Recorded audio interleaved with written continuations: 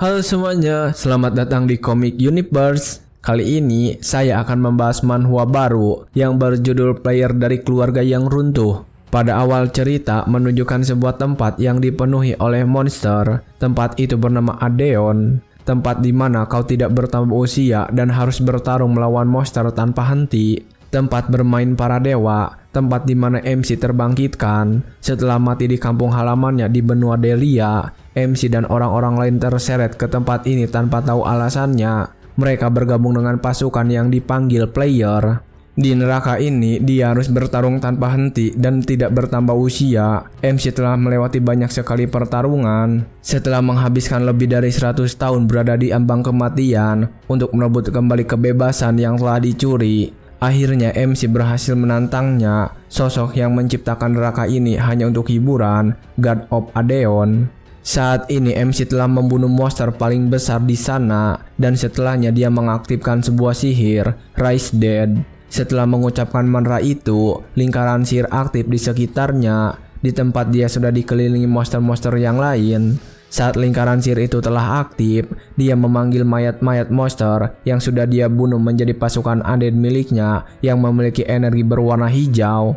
Dan dengan pasukan itu, dia berhasil membunuh monster-monster yang tersisa. Sampai satu waktu, seluruh monster itu meledak sampai habis. MC saat ini masih berdiri di sana sambil memegang sebuah pedang. Dia kemudian berjalan untuk menantang God of Adeon. Saat ini semua yang dipanggil Player telah gagal dari Adeon yang seperti neraka ini. Saat dia berjalan untuk menantang God of Adeon, dia melewati semua player yang kini telah menjadi batu. Dia bisa mendengar suara-suara dari patung itu memanggil namanya. Rion, Gas King Rion, tolong bebaskan kami. MC yang bernama Rion terus berjalan melewati patung-patung player dengan wajah yang sedih, tetapi banyak dipenuhi rasa balas dendam.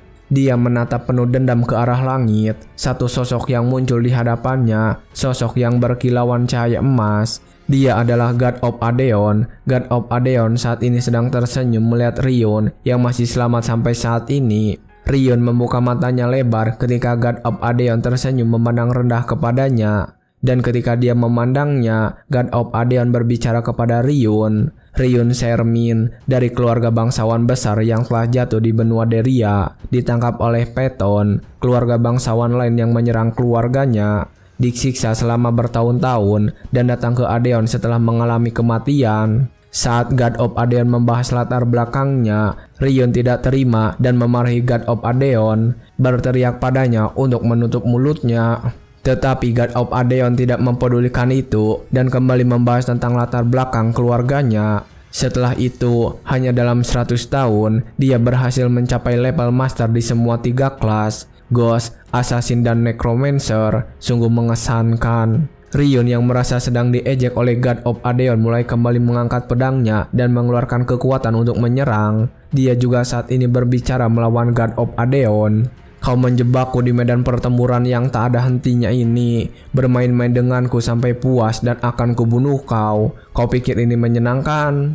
Tapi ketika Rion akan mencoba menyerang dan memarahinya, God of Adeon malah tersenyum dan tertawa. Dia juga sudah mengeluarkan sebuah bola energi bercahaya emas di tangannya. Dia tertawa dan berkata, ingin bermain dengan Rion sedikit lebih lama. Setelah mengatakan itu, dia melemparkan cahaya emas kecil dari tangannya. Dan ketika cahaya itu mengenai tubuh Rion, sebuah ledakan yang sangat besar terjadi begitu saja. Ledakan itu langsung membuat tubuh Rion hancur secara perlahan.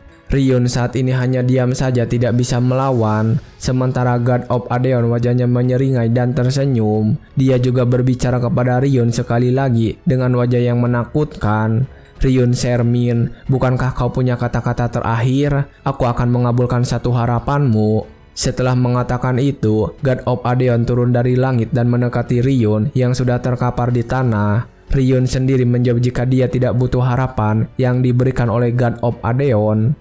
Tetapi saat tangannya mulai menghilang sepenuhnya, Rion masih bisa menyaksikan God of Adeon tersenyum, mengatakan jika Rion sudah membuat satu harapan. Pada suatu malam di sebuah bangunan yang belum diketahui, masuk ke dalam sebuah ruangan bawah tanah, ada seorang yang berteriak di dalam sebuah penjara. Terlihat darah mengalir dari celah-celah penjara itu. Teriakan-teriakan itu semakin keras terdengar. menunjukkan wajah seseorang yang berlumuran darah. Tidak hanya wajahnya saja, dia terikat oleh rantai dan seluruh tubuhnya telah dipenuhi banyak luka. Pria ini adalah Ryun Sermin. Penyiksaan ini tepat terjadi sebelum dia mati dan memasuki Adeon. Saat dia sedang tertunduk lemas karena kehilangan banyak darah, orang yang menyaksikannya langsung merenggut rambutnya dan berbicara, "Kau memang sungguh menghibur. Semua keturunan langsung keluargamu memiliki bakat seakan kalian terbekati sesuatu, tapi kecuali dirimu."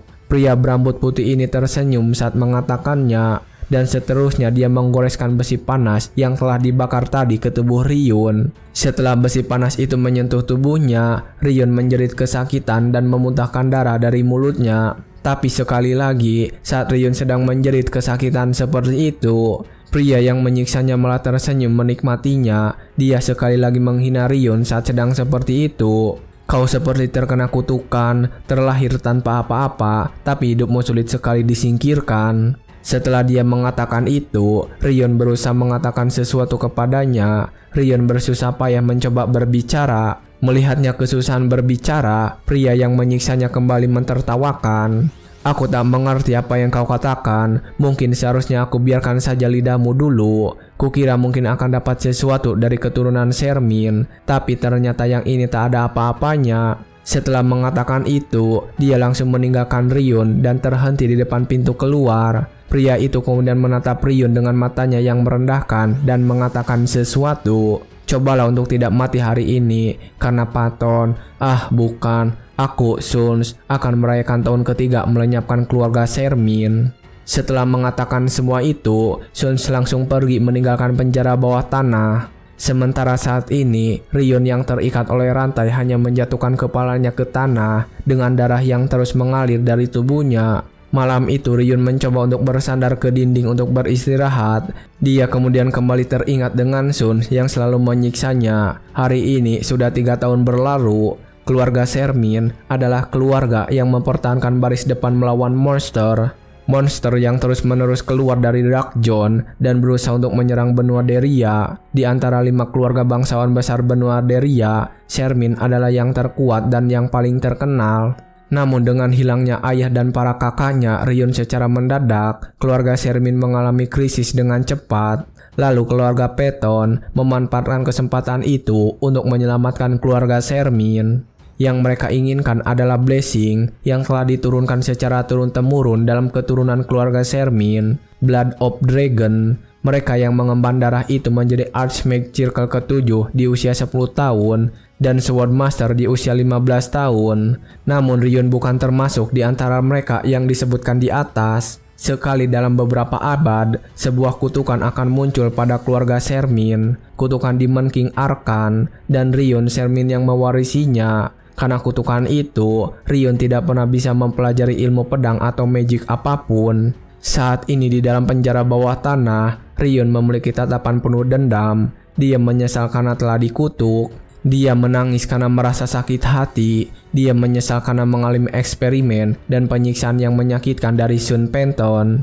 Tapi ketika dia menyesali semuanya, dia semakin menangis sejadi-jadinya. Dia kemudian menundukkan kepalanya dan melihat banyak sekali tikus yang mendatanginya. Ryun sudah terlalu lelah untuk menyesal sekarang. Dia bisa merasakan jika hari ini adalah akhir bagi dirinya. Dia berpikir akhirnya dia bisa beristirahat dari semua siksaan yang dialami selama ini.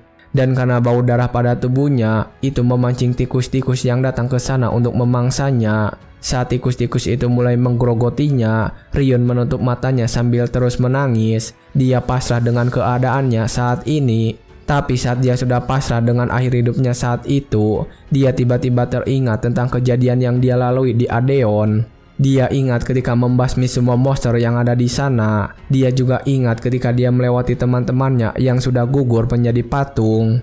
Dia juga ingat saat dia menantang God of Adeon di akhir perjuangannya di neraka itu. Senyuman God of Adeon yang merendahkan, serangan darinya yang meledakkan tubuhnya, bahkan ucapan God of Adeon menyebutkan akan mengabulkan satu harapan. Ryun kembali mengingat semua itu. Dan setelah beberapa saat, Ryun tiba-tiba kembali membuka matanya.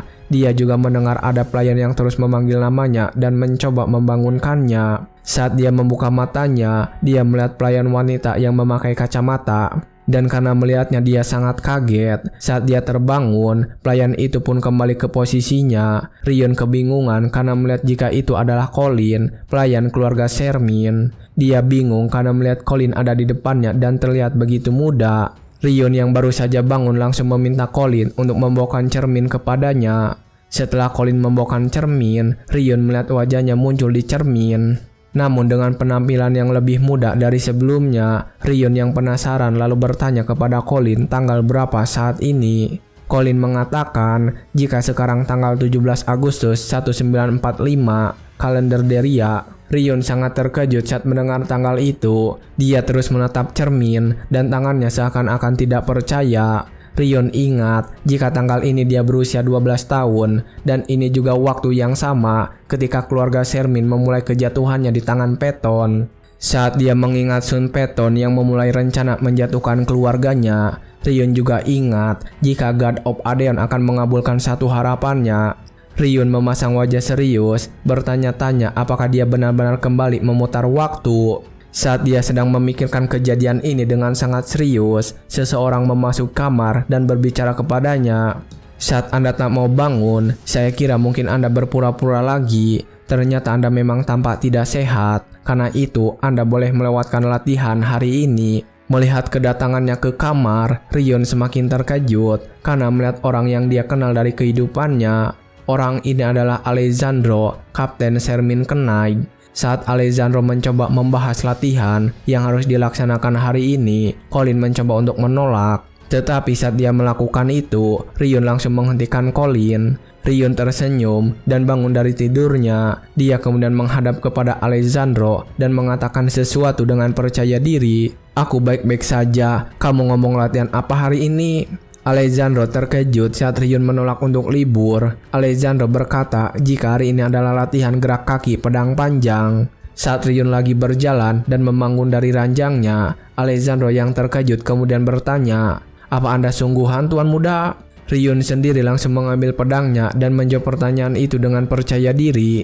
"Iya, aku adalah Rion Shermin. Tak perlu diragukan lagi. Kita lewatkan latihannya dan langsung berburu monster saja." Alessandro sangat terkejut ketika melihat penampilan Rion yang penuh percaya diri. Rion sendiri memiliki tatapan yang penuh semangat saat itu. Dia akhirnya memiliki kesempatan baginya untuk memperbaiki semuanya. Singkat cerita, setelah kejadian itu, saat ini di ruangannya, Rion sedang memperhatikan status window.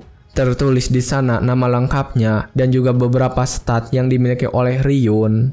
Yang paling penting adalah sebuah trait yang bernama Arcane Curse. Itu memiliki tingkat SS. Kutukan inilah yang membuat Rion tidak bisa mengumpulkan mana dan belajar pedang. Saat melihat status window, Rion merasa bersyukur karena masih tetap bisa menggunakannya bahkan setelah ereksi. Dan ini adalah unique ability yang saat ini tidak dimiliki oleh orang lain di benua Deria. Saat dia sedang memperhatikan itu, Alessandro datang ke sana memanggilnya, mengatakan jika monsternya sudah disiapkan. Setelah persiapan itu selesai, dia akhirnya datang menuju tempat latihan. Terlihat di sana ada seekor goblin yang terikat, yang sedang berteriak mencoba melepaskan diri. Di depan goblin yang terikat pada sebuah tiang, Rion berdiri di sana memegang pedang kayunya. Saat dia akan menghadapi goblin itu, Alessandro dan para pelayan berada di belakangnya menyaksikan. Di antara mereka, Colin terlihat sangat cemas dan mengkhawatirkan Rion. Colin kemudian memohon kepada Alessandro untuk menghentikan Rion. Dia tahu karena Rion bisa pingsan hanya karena menghadapi goblin. Mendengar teriakan Colin yang mengkhawatirkannya, Rion tidak menyangkal. Dia mengakui jika sebelumnya dia selalu pingsan saat melawan goblin. Tapi kali ini dia menghilangkan pemikiran itu. Rion tersenyum dengan semangat dan yakin jika saat ini dia berbeda dengan dirinya yang dulu. Tetapi saat dia bersemangat seperti itu, sistem memberitahu sebuah peringatan. Sistem mengatakan jika kutukan Arkan telah aktif dan rasa takut terhadap monster telah ditingkatkan. Saat melihat kedua notifikasi itu, Rion akhirnya tahu jika rasa takut terhadap monster ternyata juga bagian dari kutukan Demon King Arkan. Tetapi ketika dia mencoba melampaui kedua peringatan itu dan terus mengacukan pedangnya, Alessandro yang berada di belakangnya tiba-tiba berteriak, "Sudah cukup untuk hari ini." Tetapi Rion langsung menolak. Dia mengatakan ini belum cukup. Rion juga melangkahkan kakinya ke depan. Tapi saat dia melakukan itu, goblin yang terikat tersebut mencoba untuk melawan.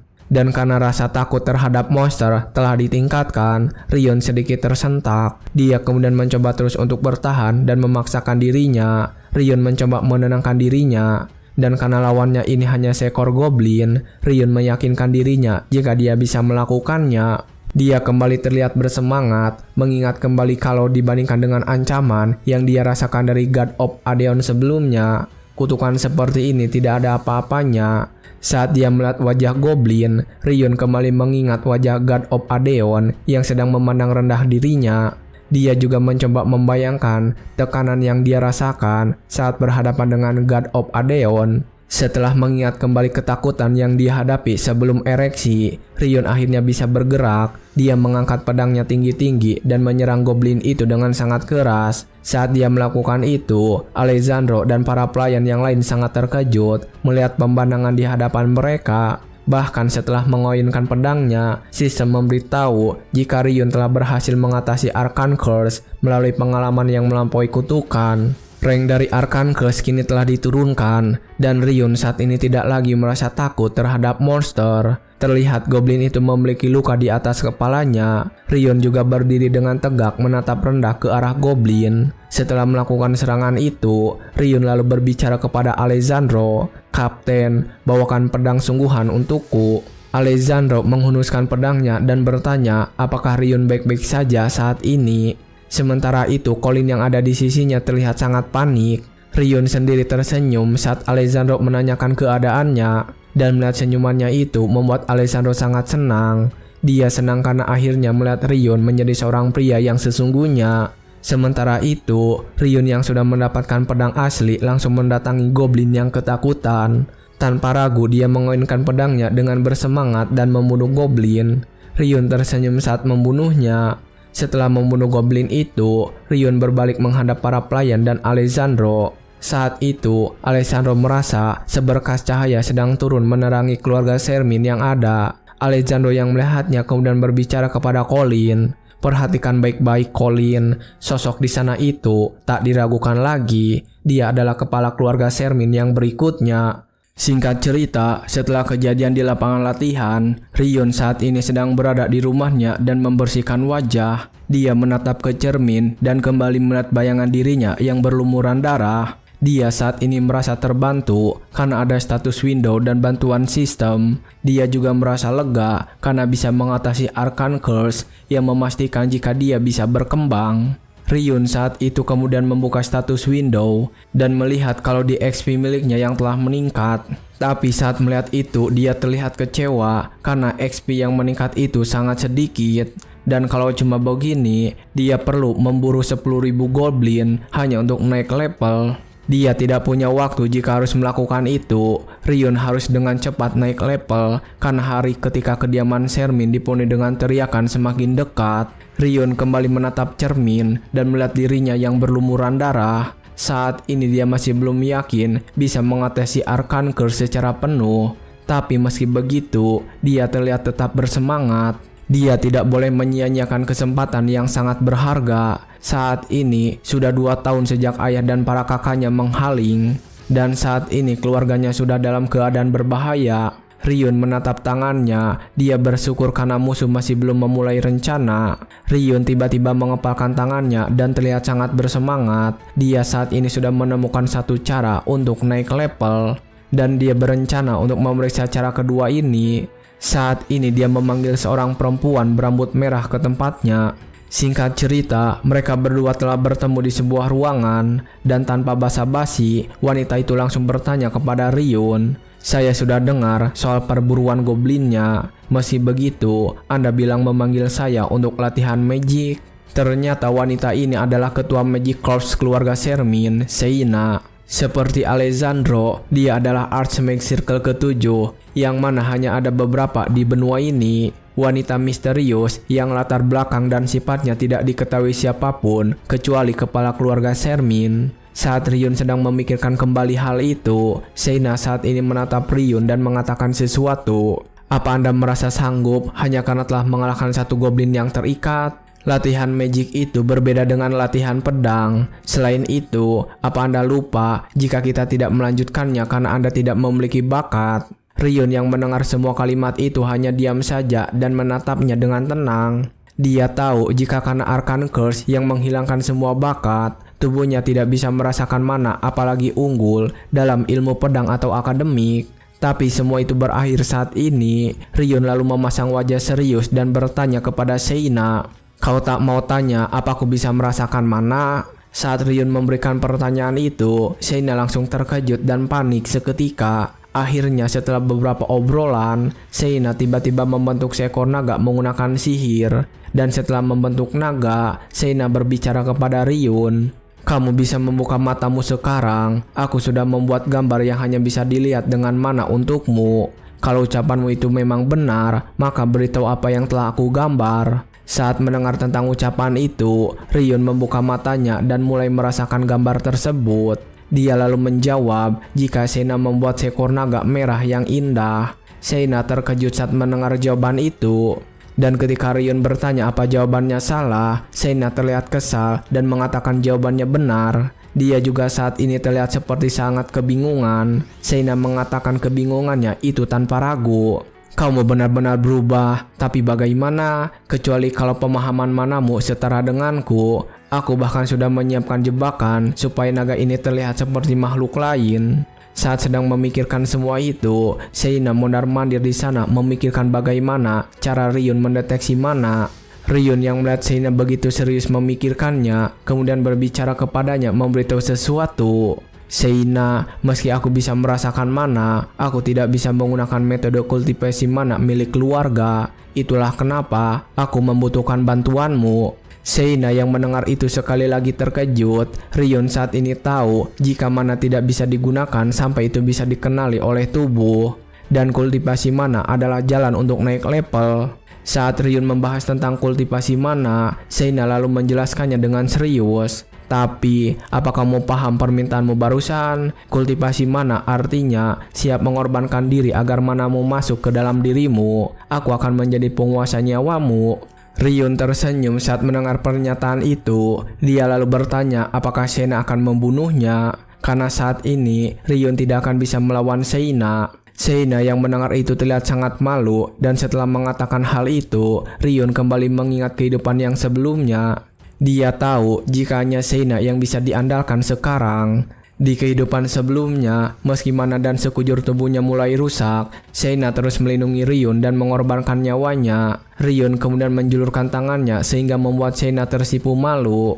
Ryun juga berkata jika dia sangat mempercayai Seina. Singkat cerita, setelah semua obrolan itu, mereka memulai proses kultivasi mana. Terlihat saat ini Ryun sudah duduk dan melepaskan semua bajunya. Ada beberapa ukiran yang telah ditulis di tubuhnya juga. Setelah menyelesaikan ukiran itu, Seina berkata akan memulai prosesnya. Saat Seina sedang memulai proses kultivasi mana, Ryun tahu jika ini adalah Blue Earth Cultivation Method yang hanya diturunkan kepada keturunan langsung keluarga. Di Adeon, Ryun juga menggunakan metode ini untuk naik level dan meningkatkan statnya. Ryun sangat bersemangat ketika kembali mengingat perjuangannya di Adeon. Tapi saat dia sedang memikirkan hal itu, Seina mengingatkannya, "Kamu harus berkonsentrasi. Kamu mungkin akan merasa sakit setelah ini. Jangan buat suara dan jangan melihat-lihat. Jika itu terlalu berat bagimu, kamu harus berpikir keras untuk berhenti." Saat mendengar tentang rasa sakit yang akan dialami dalam prosesnya, Ryun kembali mengingat rasa sakit yang telah dialami saat disiksa oleh Sun Panton. Dan mengingat senyuman Sun Panton saat sedang menyiksanya, membuat Ryun semakin ketawa dan menggertakkan giginya. Ryun yang merasa kesal kemudian memarahi Seina. "Bukankah kau bilang akan mempercayaiku?" Seina tersentak saat dimarahi seperti itu. Seina menutup matanya dan langsung memulai proses kultivasi mana. Saat dia melakukan itu, tubuh mereka berdua bersinar. Terlihat beberapa titik mana juga mulai terbentuk pada tubuh Ryun. Dan saat itu mulai terbentuk, sistem memberitahu jika Arcane Curse sudah aktif. dan mana yang terjebak di tubuh Ryun akan menyebar. Ryun terlihat menahan rasa sakit saat mana di tubuhnya mulai menyebar. Ternyata Shayna juga mengetahui jika Arcane Curse telah aktif, tetapi dia terus menambahkan mana lagi ke dalam tubuh Ryun dan mengabaikan Arcane Curse. Saat Shayna menambahkan mana lebih banyak, Arcane Curse terus-menerus mengaktifkan kutukannya. Saat notifikasi itu terus bermunculan, Ryun sadar jika Arcane Curse mencoba mengeluarkan mana di dalam tubuhnya dan mana Shayna sedang berusaha untuk melawan. Hasilnya sudah diketahui, Shayna terlihat berusaha keras melakukan itu. Bahkan mana Grand Mage Circle ke-7 tidak akan bisa menang melawan kutukan tingkat tertinggi. Dan saat itu sedang terjadi, Ryun memejamkan matanya. Dia saat ini ingin menggunakan metode latihan dari Adeon. Dia akan memantulkan kutukan ini, dan begitu mananya tersebar, Ryun akan mengikat jaraknya di dalam tubuhnya. Itu membuat kutukannya tertipu, dan semua mana masih ada di dalam tubuhnya. Saat Ryun berhasil melakukan semua itu, Shayna terlihat sangat kaget, karena dia masih merasakan mana yang tersebar tidak keluar dari tubuh Ryun. Kembali kepada Ryun, dia saat ini sedang memejamkan mata dan fokus melakukan semuanya. Sistem memberitahu jika Ryun saat ini sedang melawan Arcane Curse, dan ketika kutukan itu aktif, Ryun terus melawannya. Hingga setelah beberapa saat dia melawan kutukan itu, Ryun merasakan reaksi pada tubuhnya. Dia merasa tubuhnya sangat panas, dan panas itu mengikuti jalur mana miliknya. Ketika itu terjadi, Ryun membuka mata dan menguatkan dirinya. Dia kembali mengingat semua perjuangan saat dia sedang berada di Adeon. Ryun tidak ingin menyerah begitu saja. Dia sudah sering menghadapi rasa sakit yang jauh lebih pedih daripada ini. Ryun yakin jika dia adalah master player dari Adeon dan bisa menghadapi ini. Pengetahuannya soal mana tidak tertandingi oleh siapapun, dan pengetahuan itu masih diingat oleh jiwanya. Ryun membuka matanya lebar-lebar saat semua mana semakin menyakitinya. Dia mengutuk dan memaki Arcane si Demon King. Demon King yang belum pernah dia lihat sebelumnya. Dia membandingkan Arcane dengan God of Adeon yang selama ini menyiksanya. Dan saat dia mengingat itu, sehingga kutukan Arcane Curse mulai retak, dan segel itu perlahan mulai hancur. Saat segel itu hancur, Shayna yang merasakan kekuatannya terkejut, dan setelah itu terjadi, Ryun tiba-tiba terjatuh ke lantai. Meskipun dia terjatuh, Ryun tetap membuka matanya. Dia merasakan rasa sakit yang sangat luar biasa. Tapi meski begitu, dia tetap mencoba untuk menahannya. Tetap saja, Ryun akhirnya tidak sadarkan diri. Saat dia sedang tidak sadarkan diri, dia kemudian bermimpi. Dia kembali memimpikan saat dia ditahan di penjara bawah tanah. Saat itu, ada beberapa orang di sana membawa senjata tajam. Mereka sedang berdiskusi untuk memotong lengan Ryun untuk uji coba regenerasi.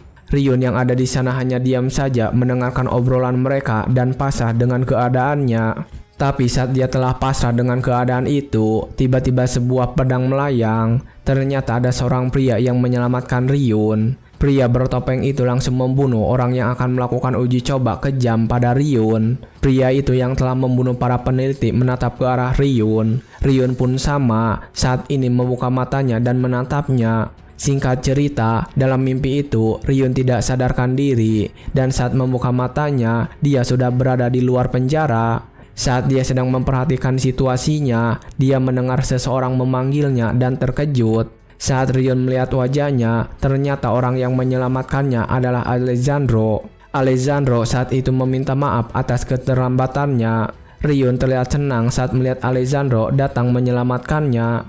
Tapi ketika dia senang, Alessandro terus saja meminta maaf. Dan itulah ucapan terakhir Alessandro. Alessandro meninggal karena semua anak panah yang menancap di punggungnya. Dan luka parah yang dia derita karena melindungi Ryun. Ryun berteriak dan menangis keras saat Alessandro mati melindunginya. Saat mimpi itu berakhir, Ryun akhirnya terbangun di kamarnya dengan air mata yang masih mengalir di wajahnya. Dia lalu mengangkat tangannya dan berpikir kultivasi kemarin sudah berhasil. Tapi meski kultivasi itu berhasil, Ryun tidak merasa senang. Perasaannya menjadi campur aduk setelah kembali mengingat kejadian itu. Dia kembali mengingat ketika Alessandro dan Shayna mati di kehidupannya yang lalu. Dan karena mengingat itu, Ryun langsung mencoba berlatih kekuatan baru yang dia dapatkan. Dia akhirnya sekarang punya cara untuk melawan, tapi Ryun tidak boleh membuat orang lain tahu tentang kekuatan ini. Dia sangat berhati-hati saat berhadapan dengan keluarga Patton. Dia sadar masih belum cukup kuat untuk melawan mereka. Dan karena menyadari perbedaan kekuatan itu, Rion malah berencana mempercepat keruntuhan keluarga Shermin. Saat dia sudah benar-benar bangun, dia memberitahu kepada Shayna dan Alessandro yang ada di sana jika metode kultivasi mana miliknya telah gagal. Shayna dan Alessandro yang mendengar itu tentu saja sangat terkejut. Tapi saat mereka berdua terkejut, Rion tetap tenang dan berbaring di ranjang. Dia saat ini merasa iba kepada mereka berdua yang langsung datang ke kamarnya untuk menjenguk. Tapi dia tidak bisa mengatakannya kepada mereka. Rion saat ini khawatir tentang kepercayaan mereka berdua. Dia takut jika mereka berdua tidak akan mempercayai ceritanya. Dan karena alasan itu, dia tidak bisa mengatakan yang sebenarnya. Rion kemudian menggerakkan tangannya dan mencoba meyakinkan mereka lagi dengan kebohongan. Semuanya menaruh harapan besar kepadaku, makanya aku terus mencoba. Tapi sekarang, aku tidak bisa merasakan mana sedikit pun. Kau bisa memeriksanya kalau mau. Rion meminta kepada Shayna untuk memeriksa tubuhnya. Shayna sendiri kemudian langsung mendekatinya dan meminta izin untuk memeriksa tubuhnya. Shayna langsung menggunakan mana detect dan memeriksa tubuh Rion. Dia memegang tangan Rion dan mulai memasukkan mana miliknya untuk mendeteksi mana Rion. Tapi setelah beberapa saat, Shayna terlihat sangat kaget. Dia mengatakan jika semua mana milik Rion benar-benar menghilang. Dia juga menjelaskan jika kemarin dia jelas merasakan aliran mana di dalam tubuh Rion. Shayna benar-benar frustasi saat menyadari hal itu. Dia kemudian langsung permisi untuk keluar dari kamar itu. Shayna bahkan menutup pintu dengan sangat keras karena sangat kecewa. Alessandro yang masih ada di sana kemudian mencoba memberikan semangat kepada Rion. Tolong jangan terlalu kecewa tuan muda, setidaknya perbuatan monster itu sukses. Jadi kalau kau fokus pada swordsmanship itu akan baik-baik saja. Tetapi ketika Alessandro mengatakan itu dengan penuh semangat, Rion kembali berpura-pura jika tubuhnya tidak sehat dan membuat tangannya gemetar saat berbicara. Sebenarnya, aku sadar aku tidak bisa melakukannya lagi. Aku jadi susah makan sekarang. Kau sudah mendengarnya dari Colin kan? Mendengar pernyataan itu, Alessandro menjadi patah semangat. Dia juga terlihat begitu kecewa.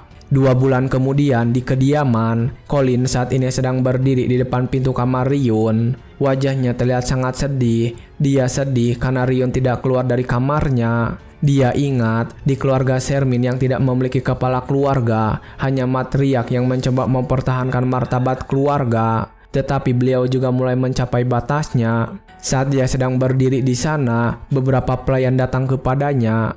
Pelayan itu bertanya kepada Colin, apakah tuan muda mereka masih mengurung diri. Colin membenarkan hal itu, dan saat dia menjawabnya, pelayan laki-laki mulai bercerita. Dia terlihat kecewa karena sudah 3 bulan berlalu sejak Rion mengalahkan seekor monster. Tapi sekarang, Rion bahkan tidak mau mendengarkan kapten. Pelayan wanita berambut hitam juga mengatakan sesuatu. Dia berkata, jika seseorang berubah drastis, itu adalah tandanya orang itu akan mati. Mengatakan jika semua ini pada akhirnya hanya mimpi sementara. Colin yang mendengar itu mengatakan kalau pernyataan mereka tidak benar. Karena pada hari itu terjadi, Tuan Muda Rion berusaha sekeras mungkin untuk memenuhi ekspektasi semua orang. Saat Colin menolak pernyataan itu, dia terkejut saat pelayan pria mengatakan sesuatu lagi. Kehancuran keluarga Shermin, julukan itu tidak berhenti diucapkan di dalam tembok rumah ini. Di kerajaan Daron, orang-orang bahkan berani berkata bahwa dia adalah anak berandalan Shermin. Semakin tinggi ekspektasi masyarakat, semakin besar pula kekecewaan mereka, apalagi untuk ukuran keluarga bangsawan yang mulai menurun. Kedua pelayan itu kemudian mengeluhkan jika banyak pelayan yang mulai keluar dari rumah ini. Pelayan laki-laki juga berkata akan pergi setelah bulan ini. Mereka bertanya bagaimana keputusan Colin saat ini. Colin sendiri tidak menjawab pertanyaan mereka dan hanya menundukkan wajahnya yang terlihat sedih. Singkat cerita, saat ini Colin sedang menyantap makanan di meja makan. Dan setelah merasakannya, dia tahu jika kualitas makanannya telah menurun. Dia tahu kalau itu artinya kondisi finansial keluarga ini semakin ketat. Tapi saat menyadari hal itu, Rion malah tersenyum senang karena semuanya berjalan sesuai rencananya. Dia kembali teringat jika ini adalah dirinya yang dulu, dia pasti akan menggunakan harta keluarga yang tersisa untuk mencoba membangkitkan keluarga ini. Tapi saat ini, dengan dirinya yang berbeda dan pengalaman dari Adeon, Ryun memutuskan akan terus menunggu sampai semua musuhnya lengah. Dia yakin kesempatan untuk menghabisi musuh-musuhnya pasti akan datang sebentar lagi. Kejatuhan keluarga Shermin dimulai sejak kepala keluarga menghilang secara misterius. Saudara-saudara Ryun serta para mage yang dikirim untuk mencarinya juga hilang. Saudara-saudara Ryun yang masih tersisa hilang. Sekarang, keluarga Shermin tidak punya kemampuan untuk mengirim regu pencari lagi. Lapangan latihan di kediaman Shermin yang dulunya penuh sesak sekarang hanya diisi oleh beberapa kenaik tidak becus dan pelayan yang tak bersemangat. Bahkan bawahan keluarga-keluarga lain yang mencoba mendekati calon kepala keluarga berikutnya melihat penurunan ini dan mulai menjauh dari kediaman Shermin. Berkat itu, suasananya jadi sunyi senyap. Jadi Ryun bisa berpura-pura mengurung diri di kamar. Tapi saat dia sedang berbaring di kamar, dia berpikir jika kejatuhan keluarganya ini jauh lebih lambat dari perkiraannya. Dia berpikir harus berusaha lebih keras untuk menghancurkan keluarganya lagi. Tetapi saat dia sedang memikirkan cara, apalagi untuk mempercepat kehancuran keluarganya, Colin si pelayan tiba-tiba saja masuk ke kamar. Colin tersenyum kepadanya dan mengatakan jika sekarang adalah waktunya untuk berlatih. Dia juga berkata jika Kapten Kenaik telah menunggu di lapangan latihan. Ryun yang melihat pelayan Colin sangat bersemangat soal latihan, malah terlihat malas. Dia juga langsung mengurung dirinya di dalam selimut, mengatakan kepada Colin kalau dia ingin istirahat saja hari ini. Tapi Colin yang ada di sana tidak menyerah. Dia kemudian secara paksa mengambil selimut yang menutupi Ryun. Colin langsung menggendong Ryun yang bermalas-malasan di atas kasur. Colin yang bersusah payah menggendongnya mengatakan jika dia tidak akan pernah meninggalkan keluarga Shermin. Saat Colin mengatakan semua itu, sekilas Ryun mengingat bayangan saat dia kecil dan digendong oleh Colin. Colin sendiri saat ini langsung membawa pergi Ryun dari kamarnya ke area latihan. Sesampainya di area latihan dan berlatih pedang, Alessandro terlihat sangat bersemangat dan mengarahkan Ryun dalam memegang pedangnya. Terlihat saat ini Ryun sedang berdiri mengayunkan pedangnya ke arah sebuah tiang. Alessandro terus mengarahkannya dan mengatakan jika dia harus membiarkan mana mengalir secara natural hanya dengan memainkan pedang. Mendengar semua ucapan itu, Ryun menyadari jika mereka masih belum menyerah terhadapnya. Sebenarnya Ryun ingin membayar semangat juang dan loyalitas mereka, tapi dia tidak bisa membiarkan mereka tahu kalau sudah diam-diam berlatih tiap malam dan bahkan menggunakan body control. Body control adalah skill dari Adeon yang berguna untuk pembunuhan dengan cara memasukkan kondisi tubuh, dan sekarang skill itu setengah aktif. Saat sedang memikirkan itu dan masih berada di lapangan latihan, tiba-tiba saja Ryun mendapatkan pemberitahuan jika experience meningkat dan beberapa statnya mulai bertambah. Ryun langsung panik saat mendapatkan notifikasi itu. Dia kemudian membuang pedangnya dan izin kepada Alessandro kalau dia akan ke kamar mandi sebentar. Sesampainya di kamar mandi, dia langsung menatap cermin dan mulai mengendalikan skill body control. Dia merasa jika skill ini masih kurang stabil dan jika dia gegabah menggunakannya, maka kendalinya akan langsung lepas. Ryun kemudian langsung membuka status window untuk melihat informasi dirinya. Terlihat saat ini ada peningkatan pada seluruh stat miliknya dan bahkan Arcane Curse telah berkurang sampai ke tingkat kelas B. Ryun tersenyum senang karena latihan selama 3 bulan yang dia lakukan telah membuahkan hasil. Dia kemudian keluar dari kamar mandi. Dia tahu kalau begitu semua stat miliknya menyentuh 20, dia benar-benar akan naik level. Dia berencana untuk mencari ghost job seperti di Adeon, dan kali ini dia juga akan menaikkan level necromancer dan assassin. Tetapi saat dia sedang berjalan di area istana, dia tiba-tiba berhenti karena melihat Alessandro sedang bersama seorang tamu. Dan saat sedang memperhatikannya, Ryun akhirnya tahu jika orang itu adalah kepala pelayan keluarga Shermin, Trunohilde. Melihat kedatangan Ryun yang menghampirinya, Truno meminta maaf karena telah mengganggu latihannya. Dia kemudian mendekati Ryun dan menyerahkan sebuah surat untuk Ryun. Ryun segera menerima surat itu dan membukanya. Surat itu adalah undangan pesta ulang tahun Pangeran kedua Kerajaan Daron, Kyle Daron. Dan setelah menerima surat undangan, Ryun tiba-tiba menyeringai dan tersenyum. Dia mengatakan jika akhirnya kepingan terakhir untuk menghancurkan keluarga Shermin telah datang. Singkat cerita, keesokan harinya, Ryun baru saja terbangun di kereta kuda. Saat ini dia sedang dalam perjalanan menuju tempat pesta diadakan. Trun yang berada di sana kemudian membahas Ryun yang baru saja terbangun karena sedari mereka berangkat, Ryun sudah tertidur pulas. Ryun sendiri menjawab dia sangat mengantuk karena semalam Colin sibuk membelikan baju sampai larut malam dan sulit sekali menghentikannya saat dia memaksa untuk terus mengikutinya. Trun yang mendengar itu langsung memahaminya karena kali ini baik Alessandro atau Seina sama-sama tidak ikut dengan mereka. Saat Trun sedang membicarakan sesuatu, Ryun sendiri saat ini memikirkan hal yang lain. Dia memikirkan semua kebetulan yang terjadi saat ini. Tugas utama keluarga Shermin adalah untuk mencegah monster dari Dark Zone menyeberang ke benua Deria. Alessandro dikirimkan ke perbatasan untuk menyelesaikan misi, dan Seina pulang dikarenakan panggilan mendadak dari ibunya. Karena panggilan ini berasal dari Gayan yang pasti sedang panik karena harus bertugas sebagai kepala keluarga di saat mereka berdua pergi. Jadi, Ryun sama sekali tidak bisa menolak panggilan ini. Jadi sekarang, anak berusia 12 tahun ini sedang menuju ibu kota kerajaan sebagai perwakilan keluarganya. Saat dia sedang mengkhawatirkan kondisinya saat ini, Trun yang ada di sana ternyata menyadarinya. Trun kemudian berbicara untuk menenangkan Ryun. Tidak ada yang perlu dikhawatirkan, tidak ada siapapun dalam darah kerajaan Daron yang berani untuk menyentuh keturunan langsung dari keluarga Shermin. Tapi ketika mendengar ucapan itu dari Trun, Ryun langsung memikirkannya dengan serius. Dia berpikir kalau keluarga Shermin yang sekarang seperti dulu, apa yang diucapkan oleh Trun memanglah benar. Dulu, mengirimkan pelayan saja untuk mengucapkan selamat saat ada acara kerajaan sudah cukup. Tapi sekarang dengan runtuhnya keluarga Shermin, kepala keluarga harus datang secara pribadi ke pesta ulang tahun pangeran. Tapi meskipun suasananya seperti itu, Ryun kembali tenang karena dia tahu jika dia sendiri yang menciptakan situasi seperti ini.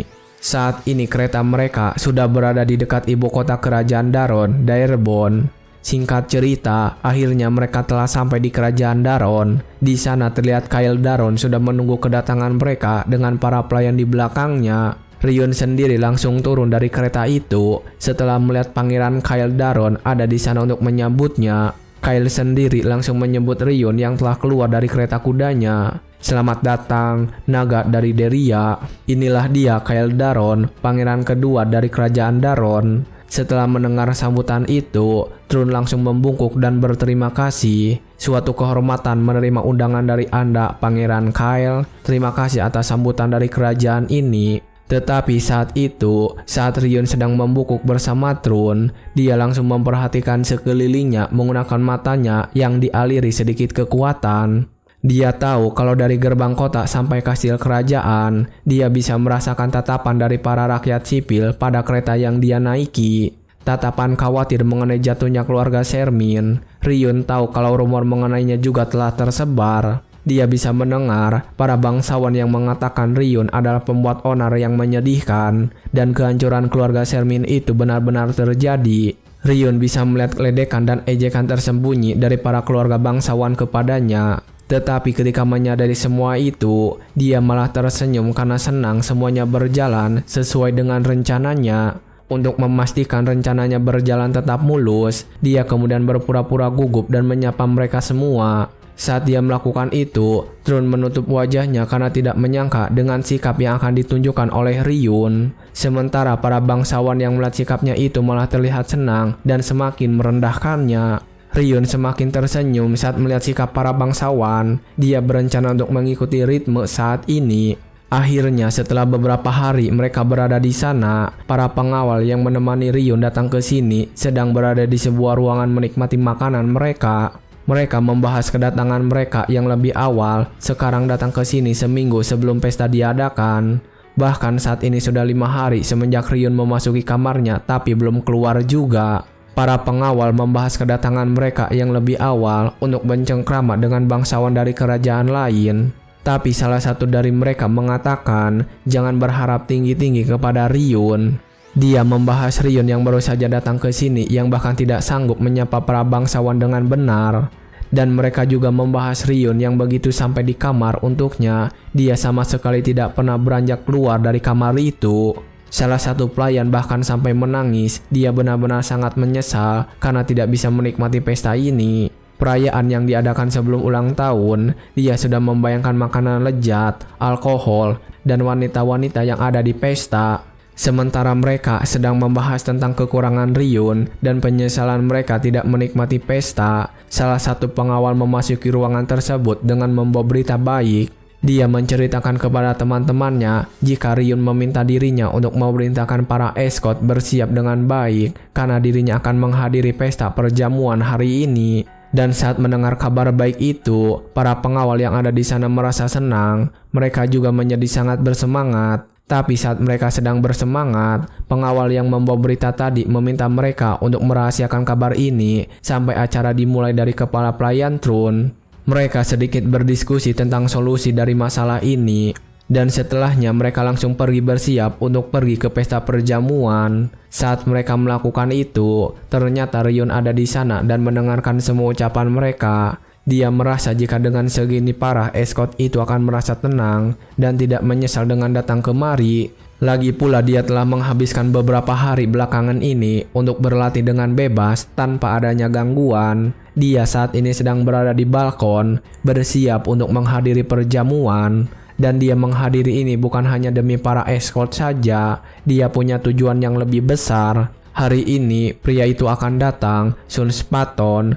Saat mengingat pria yang dulu selalu menyiksanya, pandangan Ryun menjadi sangat serius dan dalam. Singkat cerita, saat sore hari telah tiba, di dalam pesta perjamuan, seseorang mengumumkan jika Tuan Muda Sun Spartan akan memasuki ruangan. Setelah pengumuman itu dibicarakan, Sun Spartan langsung memasuki ruangan perjamuan bersama para pengawal di belakangnya. Dia berjalan dengan wajah yang sombong dan pandangan yang merendahkan semua orang. Hingga akhirnya dia berhenti berjalan untuk sesaat dan melihat seseorang. Ternyata dia saat ini sedang memperhatikan kepala pelayan Trun yang sedang hadir di pesta perjamuan itu. Sun Spartan kemudian datang menghampiri dan menyapanya juga. Oh, ternyata ada kepala pelayan Trun Hilde. Trun sendiri yang ada di sana langsung membalas sapaan. Tuan Muda Sun Spartan datang secara pribadi. Pangeran Kael pasti akan kaget. Saat dia mendengar itu, Sun malah tertawa dan membahas tentang kedatangan Ryun dan merendahkannya. Hahaha, aku dengar keluarga Shermin malah datang lebih awal, tapi di mana Ryun Shermin yang terkenal itu? Trun terkejut saat mendengar pertanyaan terakhir. Dia lalu bertanya apa maksud Sun tentang Ryun Shermin yang terkenal. Sun Spartan kemudian langsung menjawab dan membuat kepala pelayan Trun kesal. Hah? Kau juga seharusnya sudah tahu kehancuran keluarga Shermin. Ceritakan kebobrokan Ryun. Trun yang mendengar itu benar-benar merasa kesal. Dia menggerutu di dalam hatinya saat itu. Tentunya Sun Spartan adalah magician berusia 15 tahun yang telah mendapatkan circle kelima. Sepertinya dia sering membuat onar berkat besarnya ekspektasi keluarganya atas dirinya. Tapi sampai berani menghardik keluarga Shermin di aula perjamuan kerajaan rumah mereka sendiri. Saat Trun sedang sangat kesal ketika mengatakan semua itu, Sun Spartan tiba-tiba tertawa dan mengatakan sesuatu lagi. Tentu saja, tak mungkin rumornya benar. Aku juga merasa bahwa pelakunya adalah dia yang menyebarkan rumor. Harus diberi hukuman karena telah menodai nama keluarga bangsawan. Tapi ketika mendengar itu, kepala pelayan Trun menjadi semakin kesal. Dia kembali mengingat beberapa kejahatan yang dilakukan oleh Sun Spartan. Dimulai dengan meminum alkohol di usia 7 tahun dan di usia 12 tahun membunuh rakyat biasa yang tinggal di wilayah kekuasaan Patton. Menurutnya, Sun Spartan adalah bajingan terbesar di benua Deria. Dan ketika dia sedang terlihat sangat kesal, tiba-tiba saja pembawa acara di sana mengumumkan sesuatu yang membuatnya terkejut. Naga dari Deria, Tuan Muda Ryun Shermin dari keluarga Shermin akan memasuki ruangan. Setelah pengumuman itu dikumandangkan, Ryun Shermin datang memasuki ruangan itu dengan para escort yang menemaninya. Melihat kedatangannya yang tiba-tiba membuat kepala pelayan Trun sangat terkejut. Dia tidak tahu kalau Ryun akan menghadiri pesta perjamuan hari ini. Sementara itu saat ini, Ryun datang ke sana dengan persiapan yang matang, rambut yang rapi, pakaian yang rapi, sehingga membuatnya terlihat gagah. Senyumannya bahkan berbeda dari awal ketika dia datang. Dia berjalan dengan senyuman yang penuh percaya diri. Itu membuat para wanita bangsawan yang ada di sana memujinya, mengatakan jika penampilannya jauh berbeda dari apa yang dirumorkan. Mereka bertanya-tanya dari mana penampilan penuh kehormatan itu muncul di tengah-tengah kehancuran keluarga Shermin. Mereka memuji keagungan darah keluarga Shermin yang memang tidak bisa disembunyikan. Saat Ryun sedang berbicara dengan wanita bangsawan, ternyata Sun Paton yang ada di sana memperhatikannya dengan kesal. Dia bahkan tidak menyembunyikannya dan meremas bahunya sendiri dengan sangat keras. Dia kesal ketika nama Shermin disebut. Semua perhatian yang seharusnya jadi miliknya diambil oleh Ryun begitu saja. Saat dia sedang kesal seperti itu, tanpa diduga, Ryun malah datang menyapanya. Anda pasti Sun Paton, benar. Saya telah banyak mendengar mengenai Anda dari saudara Ras. Saat Ryun menyebutkan nama itu, para bangsawan mulai berbisik-bisik. Mereka menjelaskan jika Ras Shermin adalah putra keempat dari keluarga Shermin yang menghilang. Saat mereka membahas itu, kepala pelayan Trun terlihat cemas. Kembali kepada Ryun yang sedang mengobrol dengan Sun Paton. Sun Paton saat itu mulai berbicara. Dia mengatakan jika dia sendiri juga tahu tentang beberapa cerita, tapi saat dia akan mengatakannya, Ryun menghentikannya dan berbicara keras dengan sengaja. Beliau bilang Tuan Muda Sun adalah orang yang begitu baik. Kalian sama-sama sekolah di sekolah yang sama, bukan? Tidak ada siapapun dari akademi yang tidak tahu mengenai rumor Sun bersaudara. Meskipun Anda pergi beberapa bulan kemudian, sebegitunya populernya lah Anda dulu. Anda telah membantu murid yang dibully dan membantu mengakhiri penderitaan murid wanita yang dilecehkan, bukan? Apalagi katanya ya, sesuatu mengenai lutut. Saat Ryun mengatakan semua kejahatannya itu yang ditutup-tutupi, Sun Paton terlihat semakin kesal dan marah. Lalu ketika Ryun sedang membahas tentang lutut dengan wajah yang serius, kepala pelayan Trun datang ke sana dan menghentikannya, lalu menggantikannya berbicara. Saat lutut saudara Ras sedang terluka, beliau bilang Anda membawanya obat yang manjur. Setelah berhasil menghentikan Ryun, kepala pelayan Trun langsung membawanya kabur dari sana, mengatakan jika Komandan Keneng memiliki pesan yang ingin disampaikan kepada Ryun. Tapi ketika Trun sedang membawanya, Ryun malah berdiri di sana dan memprovokasi Sun Paton dengan sengaja. Melihat Ryun sengaja memprovokasi Sun Paton, Truno langsung membawanya lari cepat-cepat dengan wajah yang panik. Tapi ketika akan pergi dari sana, Ryun menatap Sun Paton dan sengaja menyeringai kepadanya. Sun Paton sendiri yang melihat itu menjadi sangat marah dan berbicara sendiri di dalam hatinya. Ryun, dasar bajingan, berani-beraninya kau mengancamku di hadapan semua orang.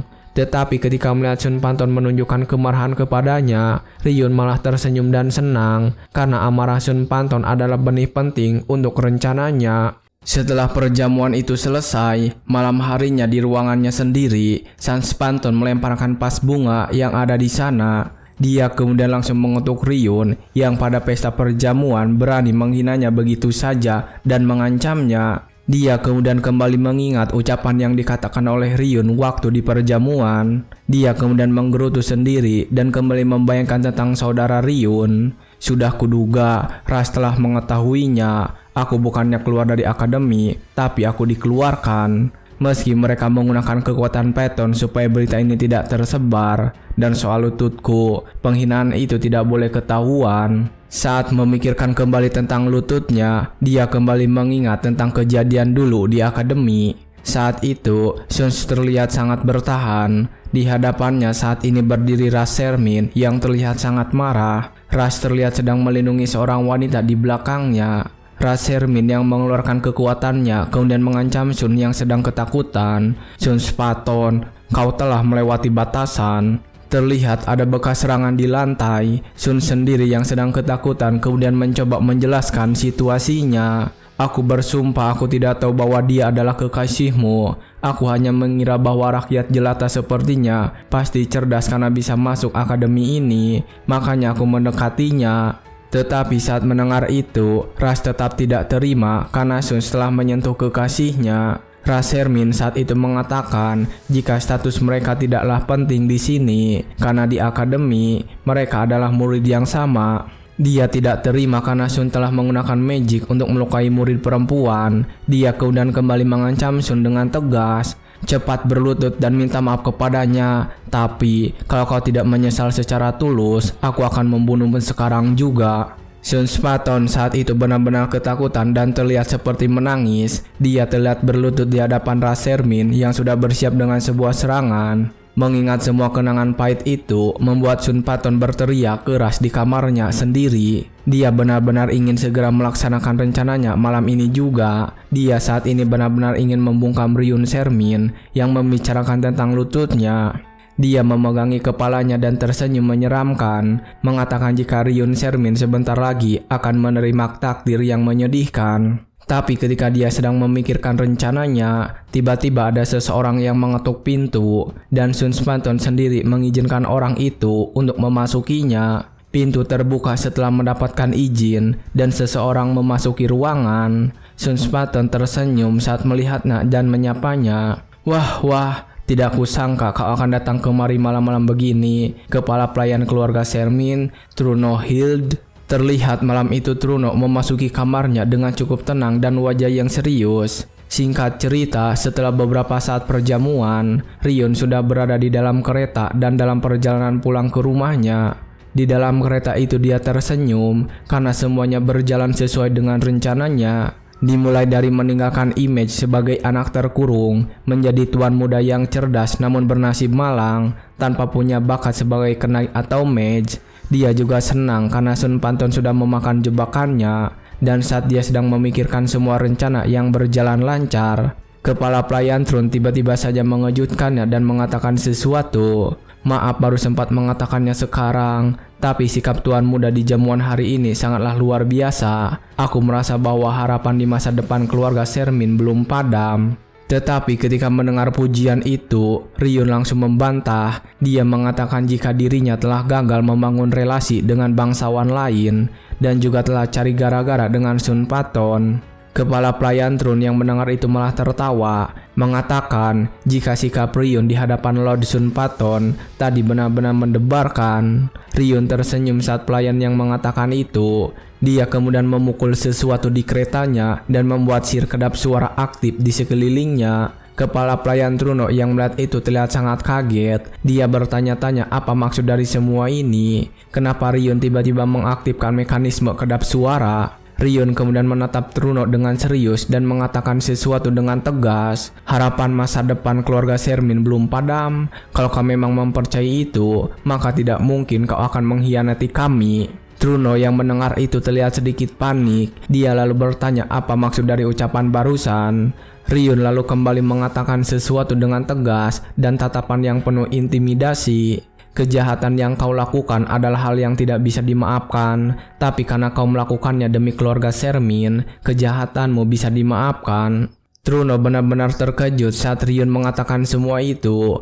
Dia yang panik kemudian menelan ludahnya sendiri. Dengan wajah yang tertunduk lesu, dia bertanya berapa banyak yang saat ini Ryun sudah ketahui. Ryun lalu kembali menjawabnya dengan tegas dan memarahinya. Aku tahu itu tak bisa dihindari, jadi akan kuberi kau kesempatan. Dengar baik-baik ucapanku dan biarkan penilaianmu yang memutuskan sendiri seperti biasanya. Truno yang melihat wajah serius pada Ryun menjadi benar-benar cemas dan dibanjiri oleh keringat. Malam itu saat kereta berjalan pulang ke rumahnya seperti biasa, di dalam kereta sedang terjadi diskusi yang menegangkan antara Ryun dan Truno. Mereka berdua saling bertukar pikiran selama perjalanan itu. Ryun terlihat masih tetap duduk tenang di dalam kereta. Truno sendiri merasa semakin cemas dan menanyakan sesuatu. Bagaimana bisa Anda memikirkan hal semacam ini? Semua rencana ini, sebenarnya siapa Anda, Tuan Muda? Tetapi saat Ryun tetap tenang dan menatap Truno dengan tatapan yang merendahkan,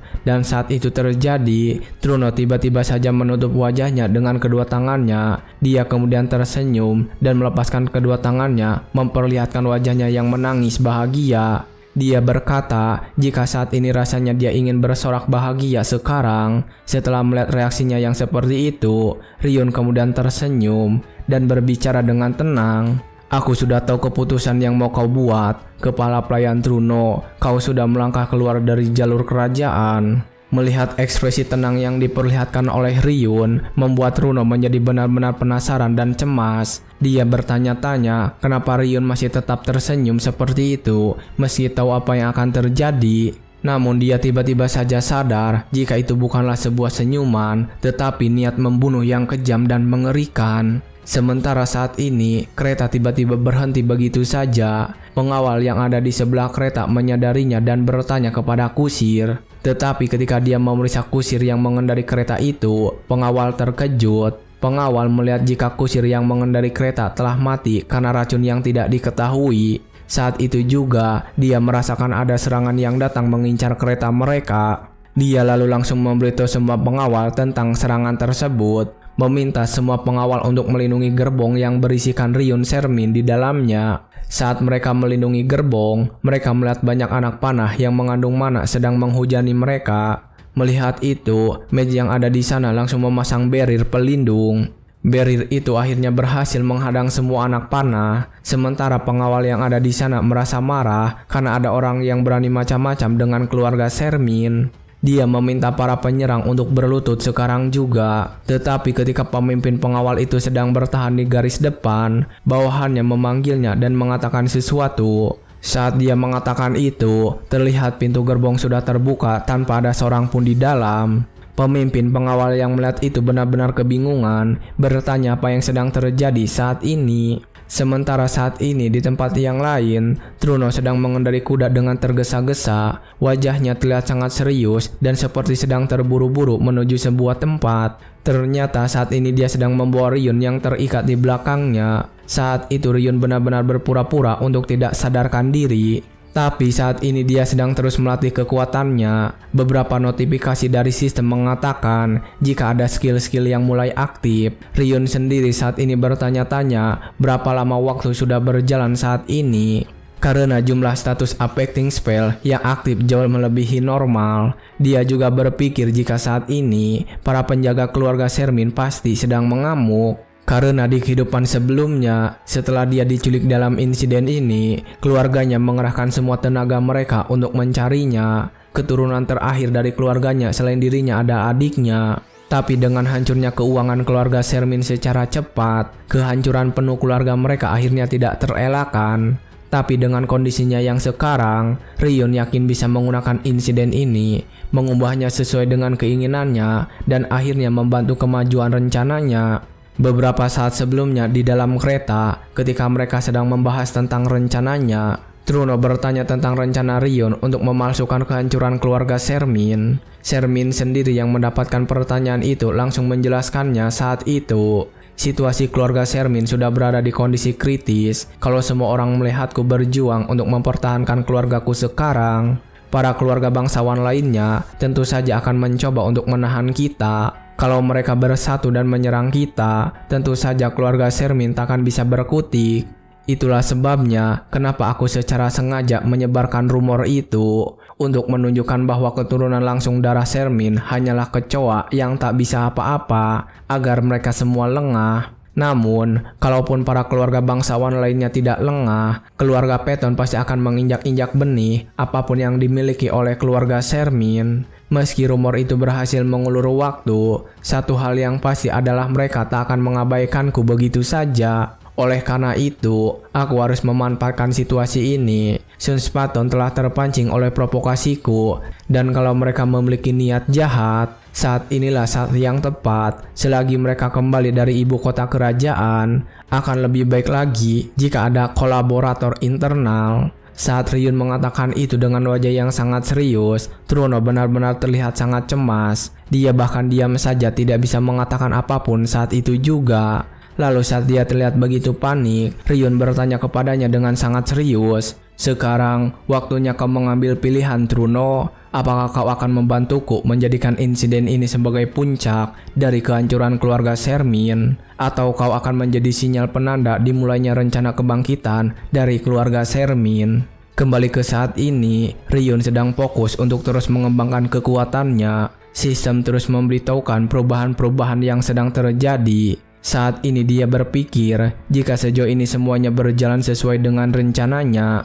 Tapi saat dia memikirkan semua itu, dia tiba-tiba membuka matanya karena Truno mengatakan sesuatu. Truno mengatakan semua itu dengan tubuhnya yang bergetar hebat. Melihat sikap yang ditunjukkan oleh Truno, Ryun yang masih terikat di atas kuda mengatakan sesuatu. Bergeraklah sesuai dengan rencana Truno, hanya itulah satu-satunya jalan untuk bisa dimaafkan. Truno yang mendengar itu terlihat menahan tangis dalam perjalanan, terlihat air matanya mulai menetes juga. Sementara saat ini, Ryun terus saja melatih kekuatannya. Dan kebetulan saat ini seluruh stat miliknya telah mencapai 20 dan itu membuatnya membuka sensory stat. Melihat notifikasi tersebut, Ryun terlihat tersenyum senang karena dengan ini persyaratan perkembangan pertama telah tercapai. Singkat cerita, saat ini Truno sudah sampai di sebuah tempat yang dijanjikan. Dia saat ini sedang menggendong Ryun dan sedang dihampiri oleh beberapa orang, dan orang itu adalah Sun Peton. Sun Peton yang ditemani para penjaga lalu menyambut Truno. Kerja bagus, aku tak menyangka kau sendiri yang akan hadir. Mengingat persetujuan awal dari perjanjian ini yang melibatkan Truno Hilde, kepala pelayan dari keluarga Sermin, menukarkan tuan mudanya dengan prajuritku, itulah perjanjian awal kita. Mendengar semua ucapan Sun Peton itu membuat Truno merasa kesal. Dia berkata jika ucapan Sun Peton terlalu keji. Tapi Sun Peton malah membalikkan pernyataan. Dia berkata jika dia mendengar suara lolongan anjing yang telah menggigit tuannya sendiri. Dia berkata jika anjing itu telah mengkhianati tuannya, maka anjing itu juga harus diam saat menerima konsekuensinya. Setelah mengatakan itu, Sun Peton menyerahkan sebuah gulungan dan menjelaskan isinya. Informasi ini berasal dari intelijen yang dijanjikan oleh Asaga, yang mana artinya ini adalah informasi yang asli. Truno benar-benar terkejut saat melihat gulungan itu. Dia bertanya apakah informasi itu dapat dipercaya. Mendengar pernyataan itu, Sun Peton kembali menjelaskan lagi, Asanga juga adalah keluarga besar yang ada di benua Deria, keluarga yang terkenal atas pembunuhan dan perdagangan informasi, dua hal yang merupakan bisnis utama mereka. Mereka takkan pernah menjual informasi palsu. Sun Peton menyerahkan gulungan itu dan mengatakan jika surat itu berisikan semua informasi keturunan langsung keluarga Sermin yang telah hilang. Saat mereka sedang bertransaksi di sana, Ryun yang berpura-pura tidak sadarkan diri mendengarkannya. Dia akhirnya tahu alasan Truno mengkhianati keluarga mereka. Truno menjual keturunan tak berkompeten seperti Ryun demi bisa menemukan kakak-kakaknya yang dapat memimpin keluarga Sermin dengan benar. Meskipun jika Asan gak memiliki informasi itu, Truno takkan bisa lepas begitu saja. Keluarga Peton akan menaruh harga fantastis akan informasi itu dengan jumlah kekayaan yang mereka miliki saat ini. Setelah memberikan informasi itu, Sun Peton berbalik dan berbicara lagi kepada Truno. Itu dulu untuk sekarang, misimu telah selesai sekarang, dasar pengkhianat. Tapi ketika Sun Peton akan pergi dari sana, Truno berbicara kepadanya, meminta Sun Peton untuk menjaga baik-baik janjinya.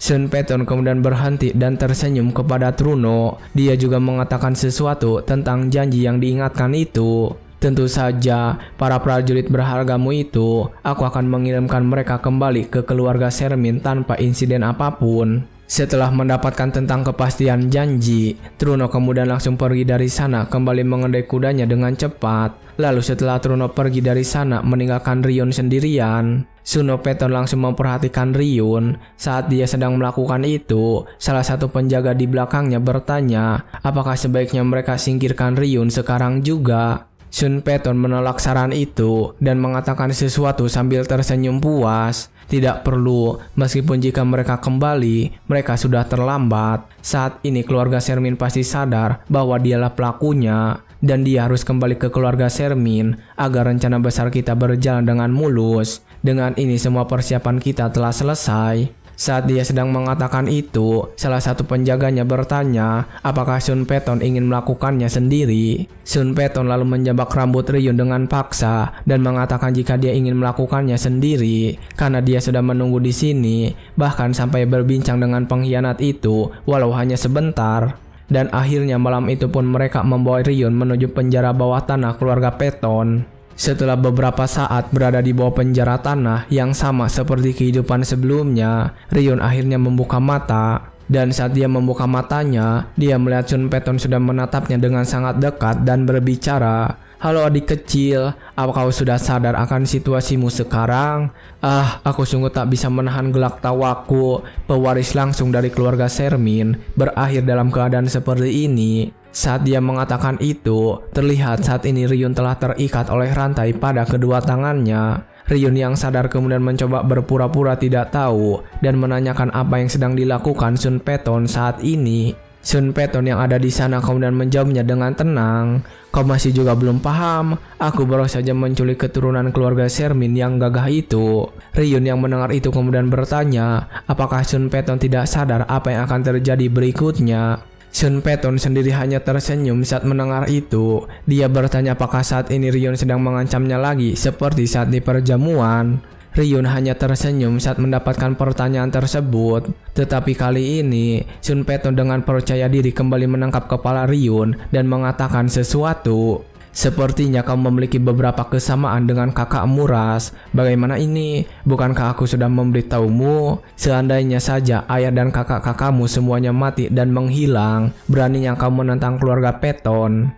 Sun Peton langsung saja menyiksa Ryun. Setelah mengatakan semua itu, dia terus memukuli dan menginjak-injak Ryun dengan sangat keras. Ryun sendiri saat ini hanya diam saja dan menerima semua tendangan itu.